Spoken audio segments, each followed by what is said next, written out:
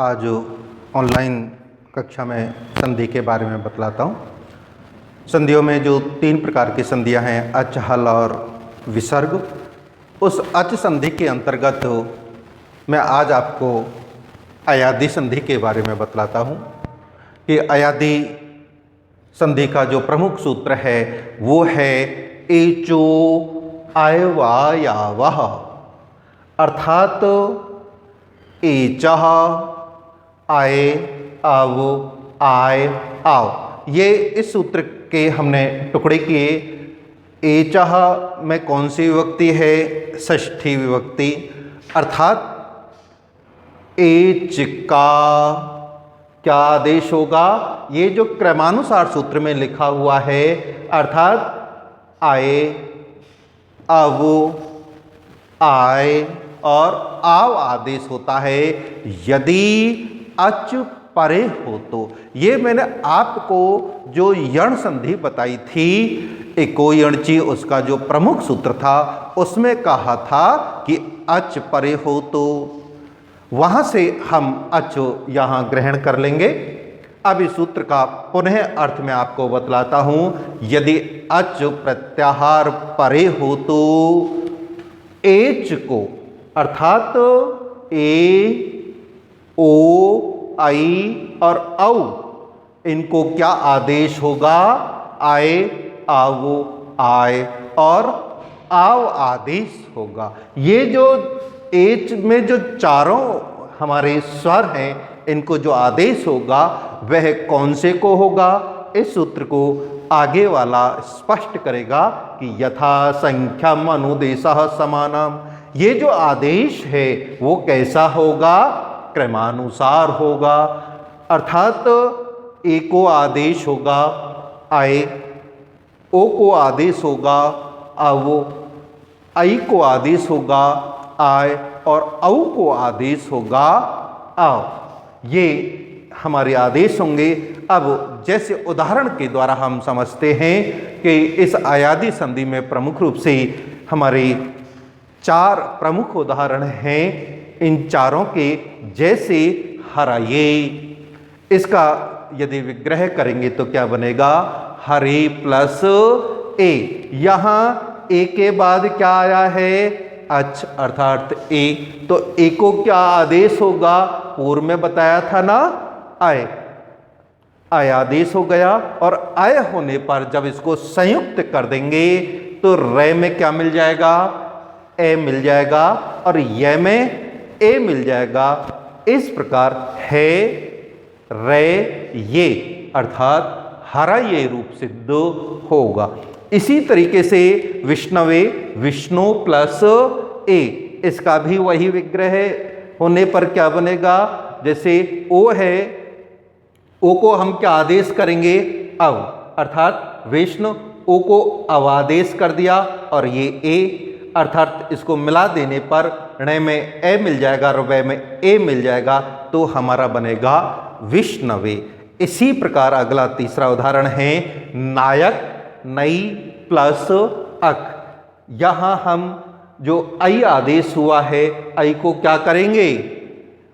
आय, अर्थात ने आई को आय आदेश कर दिया और अक, और इसको मिला देंगे न में आ, अर्थात ना, ये में ए, अर्थात ये और के, अर्थात नायक।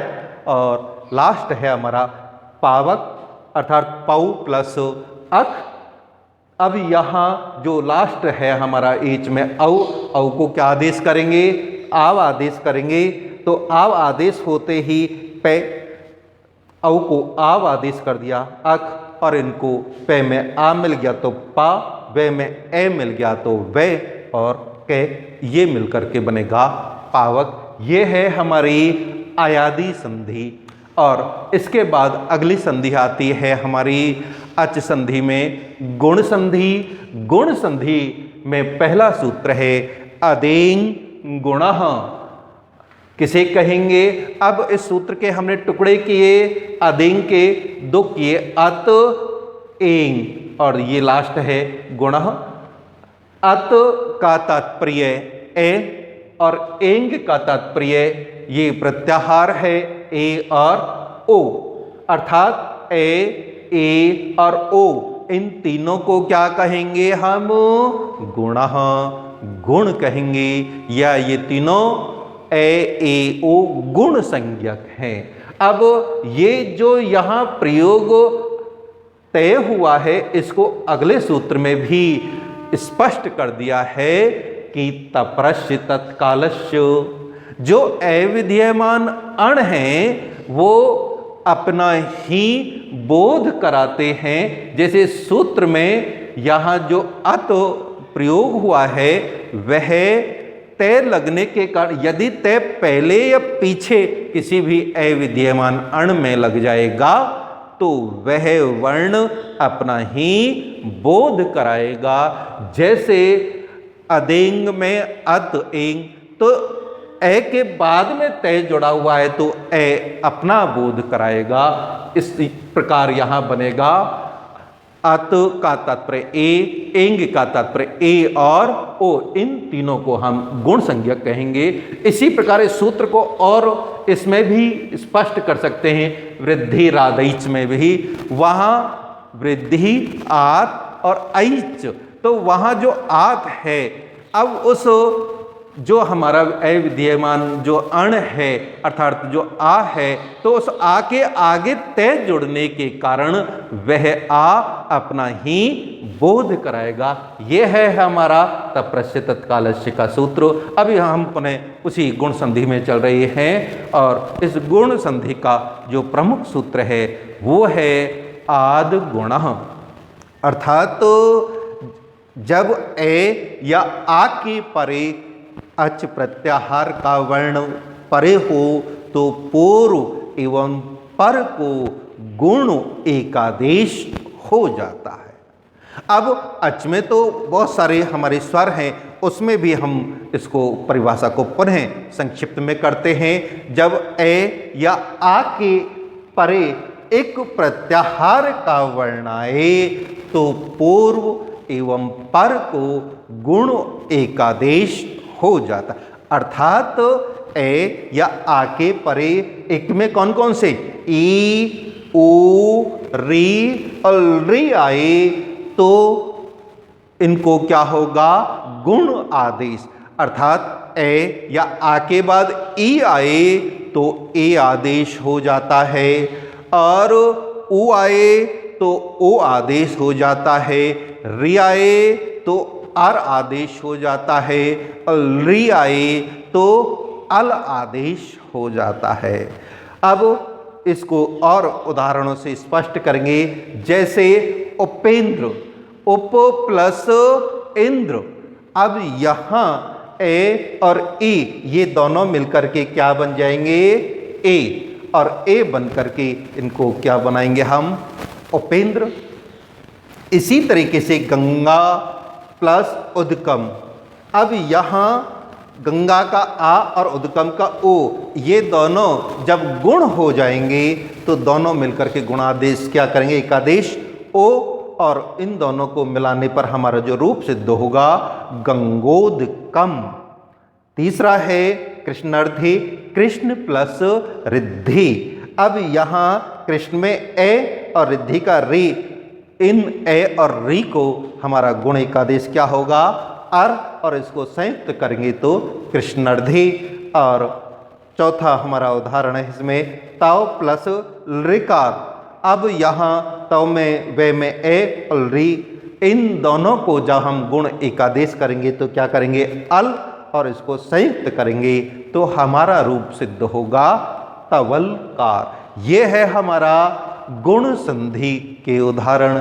और तीसरी हमारी जो अगली संधि है वो है वृद्धि संधि। और वृद्धि संधि का जो प्रथम सूत्र है कि वृद्धि किसे कहते हैं वो है वृद्धि रादैच, अर्थात इस सूत्र का जब हम टुकड़ा करेंगे तो क्या होगा? वृद्धि आत ऐच, अर्थात अभी जो मैंने पूर्व में तप्रस्य तत्कालस्य की बातें कही कि यदि तय बाद में जुड़ जाएगा तो वह अपना बोध कराएगा, इसलिए आत में आ ते बाद में जुड़ने के कारण आ अपना बोध कराएगा, इसलिए आ और ऐच किसे कहेंगे, आई और औ। ये जो तीन हमारे स्वर हैं आ, आई और औ, इनको क्या कहेंगे, वृद्धि कहेंगे या ये वृद्धि संज्ञक कहलाते हैं।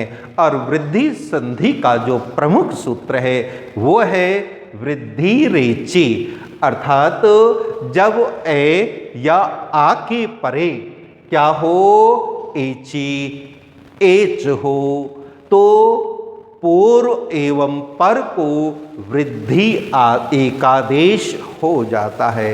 तो यहाँ एच का तात्पर्य क्या है, ए, ओ, आई और औ।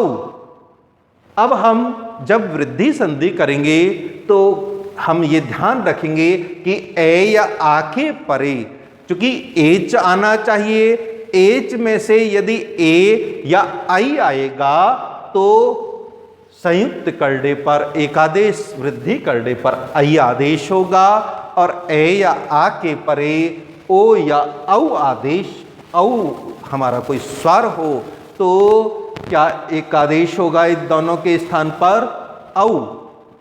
जैसे हमारा है कृष्ण प्लस एकत्वम। अब यहाँ ए के बाद क्या आया है, ए आया है, इसलिए ए और ए मिलकर के क्या बनेगा, आई, और इसको संयुक्त करने पर हमारा रूप होगा कृष्णैकत्वम। और दूसरा एग्जाम्पल है गंगा प्लस ओध, आ और ओ मिलकर के क्या बनेगा हमारा, औ, और इसको संयुक्त करने पर रूप होगा गंगौध। और तीसरा हमारा जो सिद्धि है देव प्लस ऐश्वर्य। अब वे में ए और ऐश्वर्य का आई, इन ए और आई को हम एक वृद्धि आदेश करेंगे तो आई होगा, और ये रूप बनेगा देवैश्वर्यम। और हमारा चौथा उदाहरण है कृष्ण प्लस औत्कंठ्यम। अब कृष्ण का ण का ए और औ, अब ये दोनों हमारा एक वृद्धि आदेश होने पर औ आदेश होगा, और संयुक्त करने पर हमारा रूप सिद्ध होगा कृष्णौत्कंठयम। ये है हमारी वृद्धि संधि। धन्यवाद।